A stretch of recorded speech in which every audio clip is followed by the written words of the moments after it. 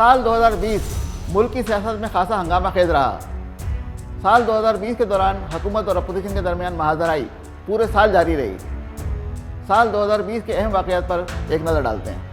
मुल्क में साल 2020 में भी सियासी माहौल खासा गर्म रहा और हुकूमत और अपोजिशन के दरमियान झींगा मुश्ती पूरे साल जारी रही। नामवर सियासतदानों को जेल की हवा खानी पड़ी। वज़ीर आज़म इमरान खान करप्ट सियासतदानों को पकड़ने के मिशन के सामने डटे रहे। दूसरी जानिब अपोजिशन ने 21 सितंबर को पीडीएम बनाकर हुकूमत गिराने की तहरीक का आगाज कर दिया और कराची, लाहौर, कोयटा, पेशावर, मुल्तान, लाड़काना और गुजरावाला में जलसे करके हुकूमत के लिए खतरे की घंटी बजा दी। नैब ने 19 सितंबर को मुस्लिम लीग नून के सदर शहबाज शरीफ को मनी लॉन्ड्रिंग केस में लाहौर से गिरफ्तार कर लिया, जबकि 5 अक्टूबर को नवाज शरीफ पर बगावत का मुकदमा कायम कर दिया गया, जिसमें 43 लीगी रहनुमाओं को भी नामजद किया गया है। पीटीआई की कामयाबियों का सफर 2020 में भी जारी रहा और पीटीआई ने 18 नवंबर को गिलगित बल्तिस्तान के इलेक्शन में मैदान मार लिया। 2 दिसंबर को खालिद खुर्शीद शाह ने गिलगित बल्तिस्तान के वज़ीर आला के ओहदे का हलफ उठा लिया। कोरोना के मुतासिरीन के लिए हुकूमत का इमदादी पैकेज एहसास इमरजेंसी कैश प्रोग्राम के तहत जरूरतमंद अफराद में 144 अरब रुपए की रकम तकसीम की गई। वज़ीर आज़म इमरान खान की 5 सितंबर को कराची आमद, कराची के लिए 1100 अरब रुपए के तरक्याती पैकेज का ऐलान। वफाकी हुकूमत का 20 नवंबर को कराची में सर्कुलर ट्रेन बहाल करने का ऐलान, लेकिन अवाम ने इस ऐलान को मुस्तरद कर दिया। खेरियों का कहना है कि सर्कुलर रेलवे को उसके असल रूट पर बहाल नहीं किया गया है। वज़ीर आज़म इमरान खान ने पानी की किल्लत पर काबू पाने के लिए 15 जुलाई को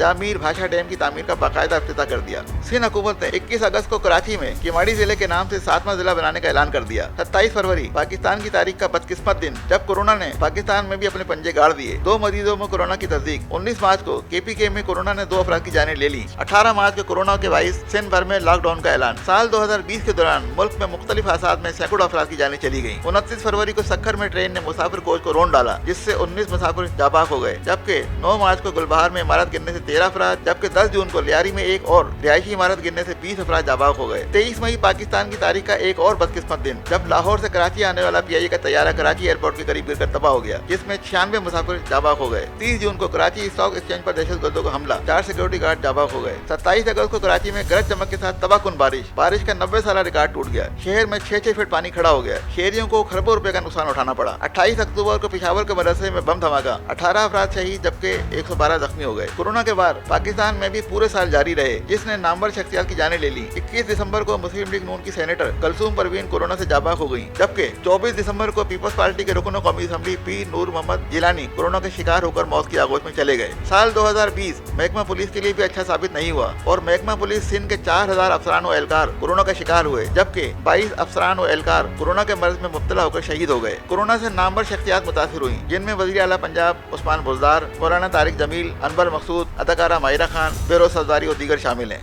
मुल्क के अवाम ने इस उम्मीद का इजहार किया है कि साल 2021 मुल्क की तरक्की और इस्तेहकाम के लिए अच्छा साबित होगा। मुल्क के अवाम कोरोना से छुटकारा हासिल करेंगे और मुल्क एक मरतबा फिर तरक्की की राह पर गामज़न होगा।